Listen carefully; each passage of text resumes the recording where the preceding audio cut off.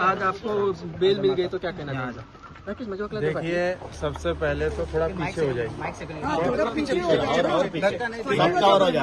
Sir एक minute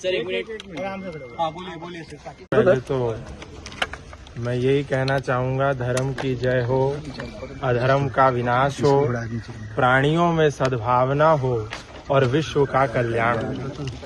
इसके साथ साथ इस देश के 100 करोड़ सनातनियों का मैं आभार अभिनंदन प्रकट करना चाहता हूँ। जब मैं अंदर था तो इस देश के सब सनातनी बाहर मुखर होकर के, प्रखर होकर के, ओजस्वी और तेजस्वी होकर के सब आवाज को उठा रहे थे। इस देश के संत परंपरा को मैं धन्यवाद करना चाहता हूँ, समस्त संतों का आभार करना चाहता हूँ, जिन संतों ने मेरी आवाज को मेरे अंदर जाने के बाद बुलंद किया। और साथ ही इस देश के जितने भी सनातनी योद्धा हैं उनका मैं अभिनंदन और आभार प्रकट करना चाहता हूँ। अधिवक्ता जितने भी गण थे, लगभग 20-25 अधिवक्ताओं की जो समिति बनी थी, उस सभी अधिवक्ताओं का मैं अभिनंदन और आभार प्रकट करना चाहता हूँ। और ये कहना चाहता हूँ कि इस देश में जितने भी सनातनियों ने मेरी आवाज बनकर के मेरा सहयोग और साथ दिया है, उन सभी सनातनियों का ऋण मैं अवश्य चुकाऊंगा। और उस ऋण को चुकाने के लिए मुझे अपने प्राणों की आहुति भी देनी पड़ेगी, प्राण का बलिदान भी देना पड़ेगा। तो उस बलिदान को देने के लिए भी मैं तैयार हूँ। लेकिन एक बात समझ लें, धर्म की जय हो और अधर्म का विनाश हो, सत्य की जीत होगी। इस देश में जो सच बोलेगा, सच कहेगा, सच सांच को आंच नहीं होती है, सत्य हमेशा अंत में विजय होता है। हमें प्रताड़ित होना पड़ा, लेकिन इसके साथ साथ इतिहास इस बात का गवाह है, कौन प्रताड़ित नहीं हुआ। भगत सिंह भी प्रताड़ित हुए 23 साल की उम्र में, राजगुरु सुखदेव, चंद्रशेखर आजाद, राम प्रसाद बिस्मिल और हमारे जोरावर और फतेह सिंह, गुरु तेग बहादुर जी, इन सबको प्रताड़ित होना पड़ा, इनकी बोटी बोटी काट ली गई। और हमारे छत्रपति संभाजी महाराज को तो 1 महीने तक प्रताड़ित होना पड़ा।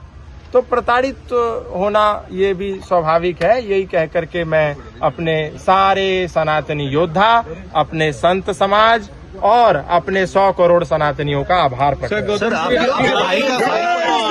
भाई को अरेस्ट किया, उसके बारे में क्या कहना चाहिए? देखिए, भाई को जो अरेस्ट किया वो पूर्ण रूप से इलीगल था, क्योंकि भाई का इससे कोई भी संबंध नहीं था।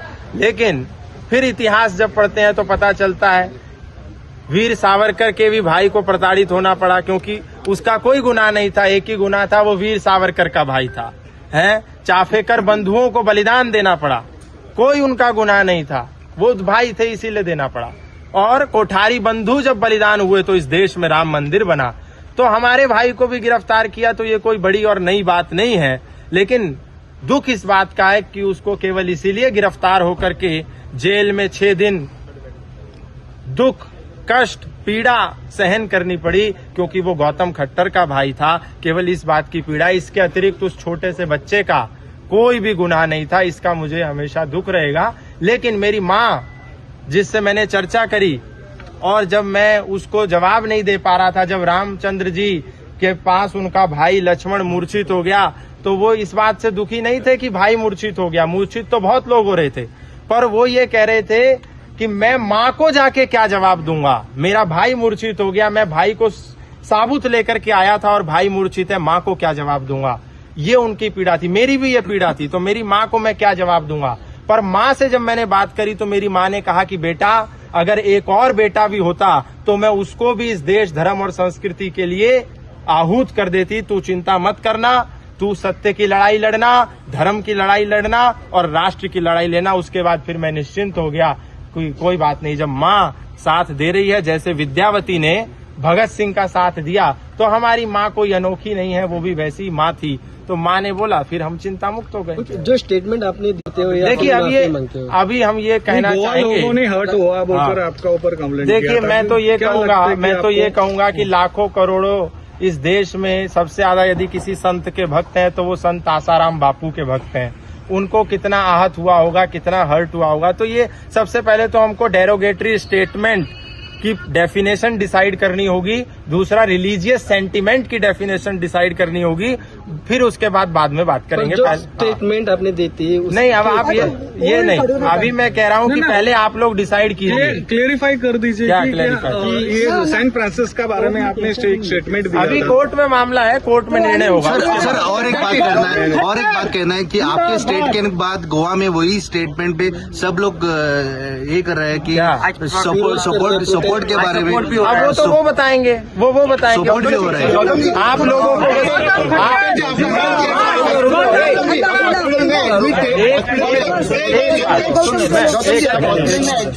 एक सेकंड, आपका हेल्थ कैसे है अभी? आपको चेस्ट पेन हो? देखिए, मैं ये कहना चाहता हूँ कि गोवा के मेरे भाइयों को और खासकर आप पत्रकार बंधुओं को थोड़ा जर्नलिज्म का इथिक्स जरूर फॉलो करना चाहिए, क्योंकि I am also student of journalism. I have done my masters in journalism.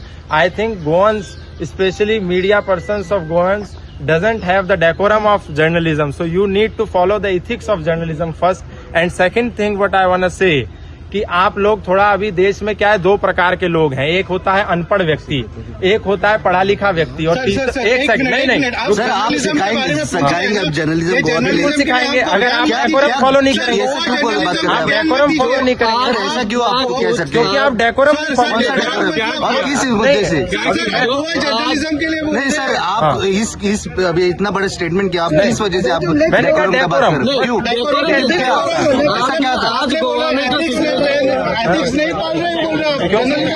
आप पाल रहे हैं। जो गोवा में आज इतना बड़ा हंगामा हो रहा है, आज गोवा में इतना बड़ा हंगामा हो रहा है, वो आपके लिए हो रहा है, ना कि जर्नलिस्ट लोगों के लिए। तो अब देखो, आप खुद मुंह पे ला रहे हो। मैं बोल रहा हूँ I am not running, I am not.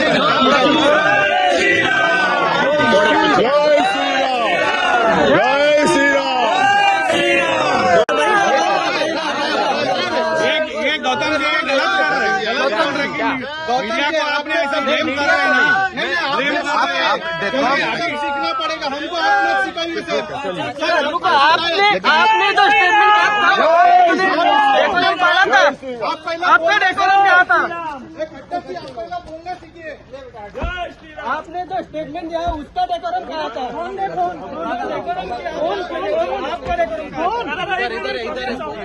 कोई नहीं, चलेगा आराम से।